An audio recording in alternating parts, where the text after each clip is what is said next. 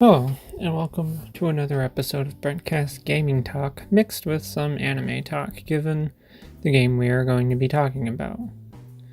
Now, I titled the video the way I did because I did one discussion on this game in the way I do with movies and a few other games, and yes, I know that numerically this is the third time I've talked about this game. So here I am, talking once again about Sword Art Online Hallow Realization. And why is that? Well, at one point I had just gotten tired of this game to the point where I decided to uninstall it from my computer, take a good long break from it, which was shortly after my last video that I did on this game. Why did I come back to this game? The answer is simple, and that's because of the fact that I still have not beat the main story of the game yet, and now that I've reinstalled the game back to my computer, I'm forcing myself to finish the main story, and boy does it take a lot to make myself play this game over the game I still have lots of progress to make, which is Skyrim. Yeah, you try picking Hallow Realization over Skyrim. It is not an easy decision. I just don't understand why this game is the way that it is. Is this how most, if not all, JRPG games are like? Like, an example of what Hallow Realization has done to me. So I have a Nintendo Switch, and I have like 5 games. 4 physical, 1 eShop game. And I like certain types of RPG games, like Skyrim and Kingdoms of Amalur Reckoning, and I'm also a part of a Nintendo group on Facebook. When people there talk about RPG games for the Switch or kind of any Nintendo, Switch, Wii U, 3DS, etc., one that comes up is Xenoblade Chronicles, mostly 2, and I see that game whenever I go to stores that sell video games. I see Xenoblade 2 on the shelves, and I get somewhat curious about it. No one I know personally that owns a Switch, which is really just my girlfriend, has ever played Xenoblade games, so I decided to watch a review on the game, and they used the words just like a typical JRPG, and so when they said that, I think of Hallow Realization, the only JRPG game I've ever played, and then I think, why bother with Xenoblade Chronicles 2 if it's going to be as boring and generic as Hallow Realization is? Now, if you're watching this video and are someone who has played any Xenoblade game and want to tell me I'm wrong, then please do so nicely, as I would not mind hearing about the game from someone who has actually played it. But you understand what I'm saying here, that Hallow Realization has really kind of turned me off of JRPG games. If I said this in any of my previous videos where I've talked about Hallow Realization, then I'm sorry for repeating myself, but it must be said here and now as well. This game is boring in a lot of ways. For one, the so-called cutscenes are extremely boring, time-consuming, and tiring, as you have to press the button to keep the dialogue moving.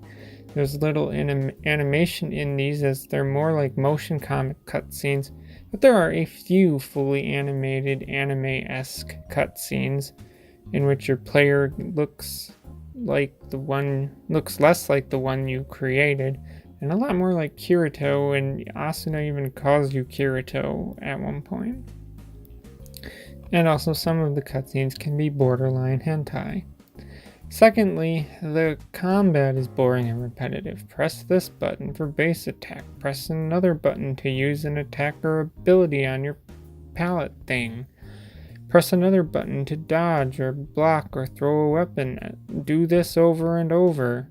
Worse is the enemies, because they either don't attack you, or the attacks are so weak that they barely damage you. And this is for enemies that are either below your level, at your level, or a little bit above your level. Like, if you and your party are around level 40, let's say, an enemy that is level 60 will be a little bit harder, but just use your party members and it'll be dead in no time.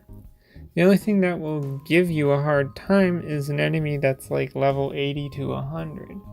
It's not impossible, but it's a lot of you attack, watching your party members go down, reviving your party members so they can heal you, rinse and repeat like most things in this game.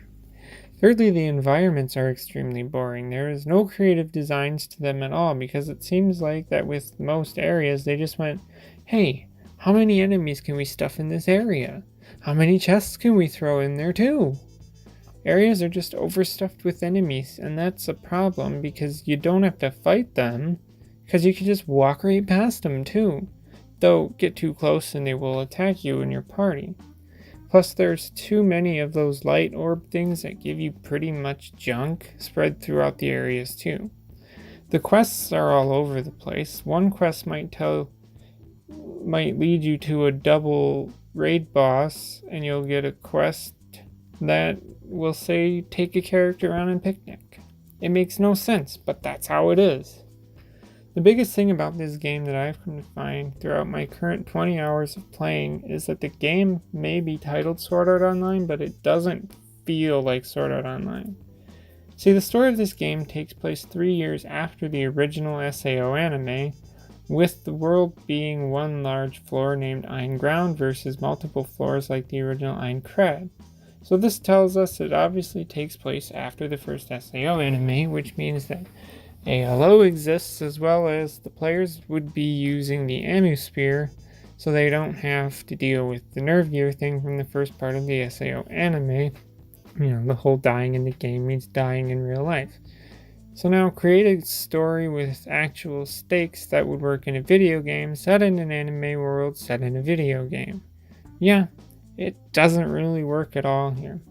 I find that Hallow Realization mechanically doesn't really do anything special to make itself feel like something in the SAO world. I find that the story is too boring to really even make me want to pay attention to it. I think that aside from the name of the game being Sword Art Online, which tells you it's in the world of Sword Art Online, the only thing that really tells you that it's in Sword Art Online is the characters.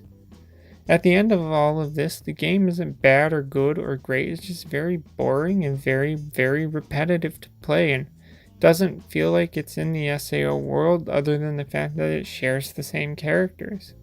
I'm glad that I got the game on sale because I would not pay anywhere close to $30 for this game, and I really hope that no one else does either.